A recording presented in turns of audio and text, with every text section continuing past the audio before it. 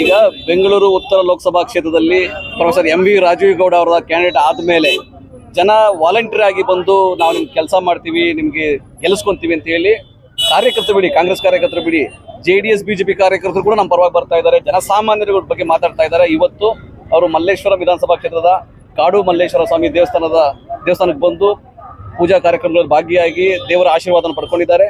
ದೇವರ ಆಶೀರ್ವಾದ ಕೂಡ ಅವ್ರ ಮೇಲಿದೆ, ಜನತೆಯ ಪ್ರೀತಿ ವಿಶ್ವಾಸ ಅವ್ರ ಮೇಲಿದೆ, ಜನತೆಯ ಆಶೀರ್ವಾದ ಅವ್ರ ಮೇಲಿದೆ. ಹಂಗಾಗಿ ಈ ಬಾರಿ ಬೆಂಗಳೂರು ಉತ್ತರ ಲೋಕಸಭಾ ಕ್ಷೇತ್ರದಿಂದ ಅವರ ಗೆಲುವು ನಿಶ್ಚಿತ ಅಂತ ನಮಗೆ ಭಾವನೆ ಬರ್ತಾ ಇದೆ ಅಂತ ಅನಿಸ್ತಾ ಇದೆ. ಯಾಕಂದ್ರೆ ಇಲ್ಲಿ ಬಿಜೆಪಿಯ ಅಭ್ಯರ್ಥಿ ಯಾವತ್ತೂ ಜನತೆಗೆ ಮಖ ತೋರಿಸದ ಅಭ್ಯರ್ಥಿ. ಅಲ್ಲಿ 5 ವರ್ಷ ಉಡುಪಿ ಚಿಕ್ಕಮಗಳೂರಲ್ಲಿ 5 ವರ್ಷ ಒಂದಿನೂ ಹೋಗಿಲ್ವತ್ತೆ ಕ್ಷೇತ್ರಕ್ಕೆ. ಅಲ್ಲಿನ ಜನ ನಮಗೆ ಫೋನ್ ಮಾಡಿ ಹೇಳ್ತಾ ಇದ್ದಾರೆ, ಇಲ್ಲಿಗೆ ಬಂದಿದ್ದಾರೆ, ಸುಮ್ಮನೆ ನಿಮ್ಮನ್ನ ಯಾಮಾರಿಸ್ತಾರೆ, ಅವ್ರಿಗೆ ಅವಕಾಶ ಮಾಡಿಕೊಡ್ಬೇಡಿ ಅಂತ ಕೂಡ ಜನತೆ ಸಾಮಾನ್ಯರಿಗೆ ಹೇಳ್ತಾ ಇದ್ದಾರೆ.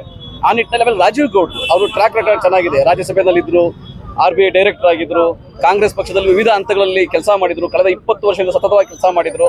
ಸೊ ಹಂಗಾಗಿ ಅವರು ಒಂದು ಜನರ ಮಧ್ಯೆ ಚೆನ್ನಾಗಿ ಬೆರೀತಾರೆ, ಜನ ಸಂಪರ್ಕ ಚೆನ್ನಾಗಿದೆ, ಜನರ ಪ್ರೀತಿ ವಿಶ್ವಾಸ ಖಂಡಿತವಾಗಿ ಆಲ್ರೆಡಿ ಗೆಲ್ಸ್ಕೊಂಡಿದ್ದಾರೆ.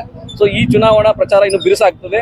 ಆ ನಿಟ್ಟಿನಲ್ಲಿ ಜನ ವಾಲಂಟಿಯರ್ ಆಗಿ ಕಾಂಗ್ರೆಸ್ ಸರ್ಕಾರದ ಗ್ಯಾರಂಟಿ ಯೋಜನೆಗಳಿದ್ದಾವೆ, ಕಾಂಗ್ರೆಸ್ ಸರ್ಕಾರದ ಸಾಧನೆ ಇದೆ, ಮಾನ್ಯ DK ಶಿವಕುಮಾರ್, ಮಾನ್ಯ ಸಿದ್ದರಾಮಯ್ಯವರ ಸಾಧನೆ ಇದೆ, ಅದನ್ನು ಮನಗಂಡು ಈ ಬಾರಿ ಈ ಕ್ಷೇತ್ರಕ್ಕೆ ಸೂಕ್ತ ಅಭ್ಯರ್ಥಿ ಅಂತ ಹೇಳಿ ತೀರ್ಮಾನ ಮಾಡಿದ್ದಾರೆ. ಸಂತೋಷ ಆಗ್ತದೆ ಅವ್ರ ಜೊತೆ ಕ್ಯಾಂಪೇನ್ ಬಂದಿರೋದು. ಖಂಡಿತವಾಗಿ ಈ ಜನರ ಉತ್ಸಾಹ ಮತ್ತೆ ಇಲ್ಲಿನ ವಾತಾವರಣ ನೋಡಿದ್ರೆ ಅವರು ಒಂದು 2 ಲಕ್ಷ ಮತಗಳ ಅಂತರದಿಂದ ಗೆಲ್ತಾರೆ ಅನ್ನೋ ಒಂದು ಸಂಪೂರ್ಣ ಭರವಸೆ ಇದೆ. ಖಂಡಿತವಾಗಿ ಮೈತ್ರಿನ ಜನ ಒಪ್ಕೊಂಡಿಲ್ಲ. ಆಲ್ರೆಡಿ ತುಂಬಾ ಜನ JDS ಮತ್ತೆ ಬಿಜೆಪಿಯ ಕಾರ್ಯಕರ್ತರು, 2ನೇ ಹಂತದ ಕಾರ್ಯಕರ್ತರು, 3ನೇ ಹಂತದ ಕಾರ್ಯಕರ್ತರು ಕಾಂಗ್ರೆಸ್ ಪಕ್ಷಗಳ ಮಖ ಮಾಡಿದ್ದಾರೆ, ಬಂದು ಸೇರಿದ್ದಾರೆ. ಆಲ್ರೆಡಿ ಜನಸಾಮಾನ್ಯರು ಕೂಡ ಮಾತಾಡ್ತಾ ಇದ್ದಾರೆ, ಕಾಂಗ್ರೆಸ್ನ ಸಾಧನೆ ಈ ಬಾರಿ ಸಾಕಾಗಿದೆ. ಈ ತರ ಕೆಲಸವನ್ನ 10 ವರ್ಷ ಕೇಂದ್ರ ಸರ್ಕಾರ ಮಾಡಿಲ್ಲ. ಇಲ್ಲಿ ಅನ್ನಭಾಗ್ಯ ಅಥವಾ ಯುವ ನಿಧಿ, ಗೃಹ ಜ್ಯೋತಿ, ಗೃಹಲಕ್ಷ್ಮಿ, ಶಕ್ತಿ ಯೋಜನೆಗಳು ಜನಸಾಮಾನ್ಯರ ಜೀವನವನ್ನ ಒಳ್ಳೇದು ಮಾಡಿದೆ. ಸೊ ಹಂಗಾಗಿ ನಾವೆಲ್ಲ ಕಾಂಗ್ರೆಸ್ಗೆ ವೋಟ್ ಹಾಕ್ತೀವಿ ಅಂತ ಜನ ಕೂಡ ತೀರ್ಮಾನ ಮಾಡಿದ್ದಾರೆ.